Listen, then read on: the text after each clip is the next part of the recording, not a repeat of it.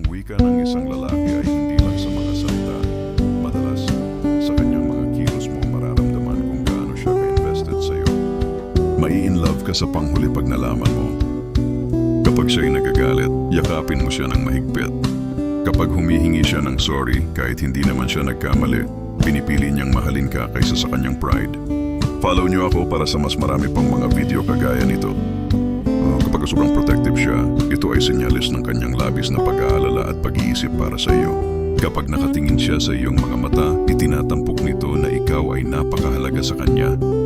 Kapag tinuturuan ka niya ng bagong bagay, ibig sabihin ay nais niyang makita kang lumago at maging mas mature.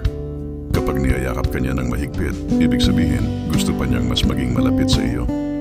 Kapag sinasabi niyang huwag kang makipag-usap sa iba, may nararamdaman siyang hindi magandang intensyon mula sa iba. Kapag hinahalikan niya ang iyong noo, sinasabi niya, ikaw ang pinakamagandang babae para sa akin.